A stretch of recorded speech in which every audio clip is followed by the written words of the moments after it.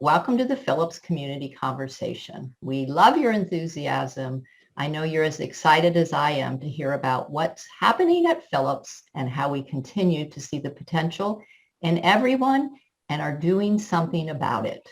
We will watch our latest video on the house that was just completed. They literally laid the carpet today, and hear about our job creation progress. I am Piper Phillips Caswell, President and CEO of Phillips Programs. I'm grateful that you took the time to join us. I think most of you already know, but Phillips is a private nonprofit organization serving more than 500 children and youth with behavioral health needs and developmental disabilities and their families annually in the Washington metro area. We provide education, family support services, community education, and advocacy. For 54 years, and yes, it's been 54 years now, we have helped where others could not, preparing children to become successful. Imagine making just $160 a week. That's the median weekly income of young adults with autism spectrum who receive job placement services through their state's vocational rehabilitation programs. Of the 18,000 served, 60% were placed in a job at the completion of the training, 60%, and of that, 80% earned a weekly median income of just $160. You may have heard me cite this statistic before because it's so shocking and it's so true. Doesn't it say it all? The options aren't getting the needed outcomes. Amongst the many disparities highlighted during this past year is the tenuousness of employment for many workers in the U.S. Prior to this past year, there was already a scarcity of jobs and jobs that brought fair wages with them, particularly for the population with disabilities. In 2007 and again in 2014, Phillips conducted feasibility studies around workforce development. And 2 years ago, our board agreed to the expansion of our work into workforce development. Over the past 10 years, we have both acquired and developed 3 robust and innovative programs that have positively impacted students' preparation for work after school. Take Michael, who you'll hear from momentarily. He was dropping out of school, disengaged, and ready to give up. That's where Phillips came in. We see the potential and the strengths in each of our youth, and we work with them to overcome adversities and shine. Michael is graduating high school in a few weeks, and as you'll hear from him, school and work actually do go hand in hand. He has a job when he graduates, and he is on his way to fulfilling his work dreams. We did not give up on Michael. I know you'll agree with me that this is the outcome we want for all our kids. What do we do to change the barriers so many encounter when they seek to work? We went to work at Phillips on finding the solution several years ago and also began to develop an innovative employee model that supports all workers, our every employee model. You'll hear more about that in a few minutes. Barriers to employment can look different, but I can tell you that in my 40 plus years in this field, I have never met or worked with a young person who did not have dreams about their future and what they wanted to be when they grow up. Each of us wants to thrive. It's innate. Our every employee model creates the structure and environment that helps all workers thrive. It is based on our 54 years of experience and practices with the populations we work with. We know new models are needed in workforce development. You may have heard about various initiatives around new businesses or programs for people on the autism spectrum. But the past 40 or 50 years has seen little change in what we call vocational rehabilitation, now workforce development. Disruption is needed, and Phillips is doing just that with our plans to create jobs via social enterprises that will incorporate our every employee model. Whether we are producing leafy greens and edible flowers via hydroponic farming, building accessory dwelling units, or doing digital design and custom manufacturing, or any other enterprise, we are pivoting the employee landscape. Please join me now as we hear from our students and how they have changed. No one expresses it better than they do.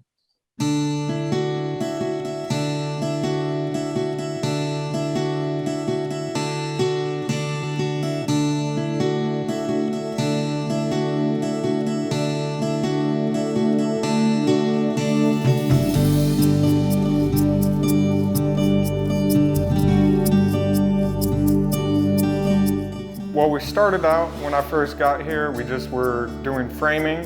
So it was just the bare walls, just kind of getting the rooms laid out wherever. And then we moved on to plumbing and then all that. They taught me how to install windows, how to do siding. They helped me install the bathrooms, you know, basically everything, a little bit of everything. When I first came, I was working on the roof and putting the siding on the house and stuff like that. Cutting wood. Well, that's what I like doing the most.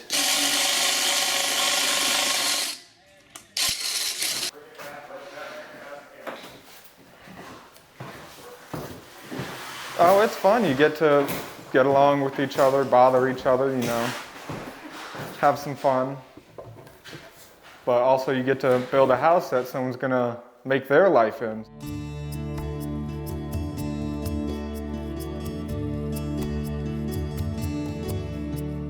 You know, at first I didn't really do anything. I was not really good at it. Well, you're not good at things when you first start doing it. But I learned, you know, how to continue and grow as a worker. So now I'm one of the guys. Like I help the kids, new kids who come in, I help them learn how to do stuff, which I never thought I'd be doing, but you know, it's kind of awesome to do and help other people. When I first came here, I came from public school, and I remember I just told them, I said, I ain't gonna do no classroom work. I'm just gonna work on the house. That's the only reason why I'm here. But then it kind of went hand in hand and kind of motivated me to kind of man up and just get it done. It teaches you to kind of be more independent and more responsible. It's helped me, you know, learn how to mature and grow up a little bit, because before I was, you know, I was being childish, but, you know, this has helped me, you know, kind of find my way into being an adult. I wasn't really I didn't really care about like anything like school. I was falling behind, you know, my grades was slipping. So, you know, I just changed, like I'm a different Michael now, you know? I just changed and I'm happy for that, you know? My name is Mike, welcome to my crib. When I graduate, I got a job set up for me, so I'm gonna keep it, you know, I'm gonna continue my path. So when I graduate, you know, go to college or like, you know, get hired for a construction job and keep doing it, you know? It's just beautiful, you know? It's just like a good view to like look at like a house this big. See, it's like a dream house to me. When I first came here, it ain't look like this, but now like I see like my work and like my effort and like my team that helped me with this. It's like, it's looking beautiful.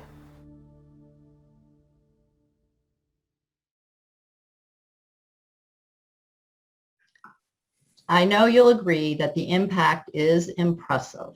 As Mike said, I'm not the same Michael. I changed. He had it in him already. We just helped him find it. I want to express my sincere appreciation and gratitude to the students and staff who made this happen. It is a team effort. Team Phillips is what they say. And get a load of this kitchen. If you want to see the whole house, and it is finished, they actually laid the carpet today. We are having an open house tomorrow by reservation given the pandemic, but we would love to have you come and see it. I'd now like to introduce you to Lindsay Harris, who is the Director of Career Partners. I'm excited to have her share our unique every employee model. Thank you, Piper. As you saw in the video, Phillips believes in each person, allowing them to showcase their skills, to develop new skills, providing an avenue to economic stability and emotional well-being. We do help dreams come true. So what do you and I want in the workplace? Don't we want steady employment with fair wages and benefits, a sense of belonging and respect? This is the exact same thing that people facing multiple barriers to employment want. We are all striving for the same thing. Someone said to me recently, this is a human condition. Young people like Mike want to be known for who they are, their strengths, their personality, the talents, the same as you and I. Yet, when you look at a graph, why is there such a disparity in the workforce between those with and without disabilities? We must do better. There are too many people whose dreams, talents, and skills are lost and wasted. But Phillips has jumped into action. We have created a new employment model, every employee. Every employee is the curb cut of job creation. So what do I mean by that? Curb cuts were originally designed to make streets accessible to wheelchair users. However, I bet every one of us has used a curb cut. Maybe bicycling, pushing a stroller, running, maybe you broke your leg and couldn't get up the step. This is an example of something that was designed for one group and is beneficial for everyone. Another example is closed captioning, which was designed so that those with hearing impairments could watch TV. Today, one of the biggest uses of closed captionings are TVs at health clubs. Well, at least prior to the pandemic when we all could go to the health clubs. How many times have you come to a door with your hands full of bags and thinking, how am I going to juggle all this and open the door? Then suddenly the door is open. The magic of automatic doors. We know that what is designed for one group benefits everyone. Phillips has embraced the universal design concept and created an employment model with supports available to all workers. For example, let's look at employee well-being that includes on-site mental health support and linkages to the community. Let's also look at the work environment, uniquely designed workspaces. A while ago, I had an employee that unfortunately was in a car accident on the way to work. Can you imagine how they must have felt upon arriving to work? They were frazzled. They needed to talk to somebody. They needed recommendations for an auto repair shop, and they needed a space to be by themselves and regroup before they're starting their work day. So while these strategies are helpful to lift up those like Mike, all of us benefit. All of us are lifted up. Through Phillips' every employee model, all workers experience support and opportunities, allowing each person to be who they were meant to be. Instead of facing barriers to employment, each person encounters multiple possibilities and a hopeful future. So next you will hear from Julie Bousson, Phillips Business Operations Manager for Spring Forward, the social enterprise that will implement this model. Hi, everybody. I'm Julie, and I'm so excited to be here with you this evening to talk to you about Spring Forward, the social enterprises that will use indoor urban farming as a means to provide high-quality employment for adults with emotional and behavioral health needs. So Spring Forward is bringing to life the every employee model that Lindsay just went over. Rooted in cooperative principles, our farm will provide fair wages and a voice in governance to our workers while providing them with the skills to thrive in the booming indoor agricultural industry, an industry that's set to reach $30 billion by the end of the year. While our primary social mission is centered around our employees, choosing urban farming as a means for workforce development also allows our company to increase Baltimore City's food resiliency. Once built, our commercial scale farm will not only be home to 8 full-time employees, it will also produce thousands of pounds of tomatoes, microgreens, and live herbs. So to create this successful triple bottom line business, one that benefits people, profit, and planet, Spring Forward has created strong interagency collaborations. Our most exciting partnership to date has been with a research team from the Johns Hopkins Bloomberg School of Public Health, led by Professor Joel Gittleson, who has decades of experience in increasing fresh food access to underserved neighborhoods. His team is currently working on an innovative new phone app called the Bud app. This app will facilitate the distribution of fresh produce to individual corner stores. This is hugely important because in a city like Baltimore, over 60% of residents live more than a quarter mile from a supermarket.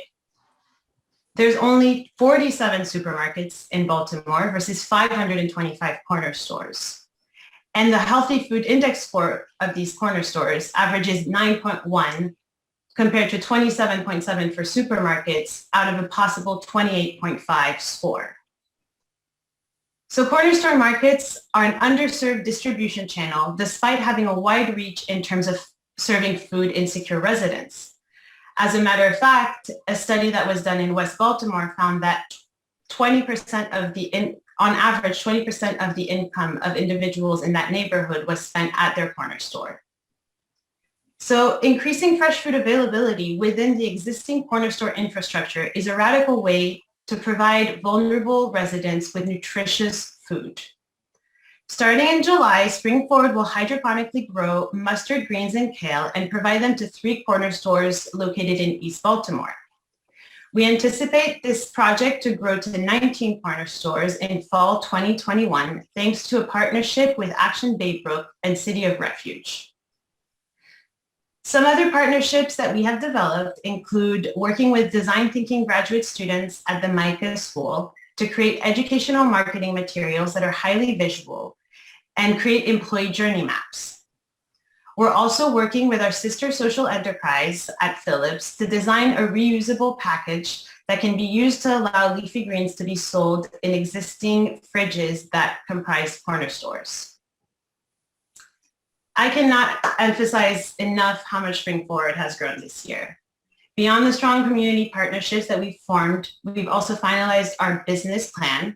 We've applied to several grants, including a USDA federal grant.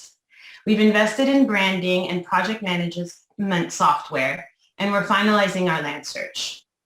We are thrilled to be pioneering this innovative employment model as we're entering the implementation phase of Spring Forward. And I will now let Piper tell you a little bit more on how Spring Forward fits in our greater organizational model. Thanks, Lindsay and Julie, for sharing about the every employee model, the curb cut to workplaces, and about the very exciting partnership with Hopkins. Imagine being part of a transformational program bringing healthy produce to the corner markets of Baltimore City. I'm excited to share that we will be incubating businesses, social enterprises, through our newly forming nonprofit. That's right, we're forming a new nonprofit, Lakin Solutions.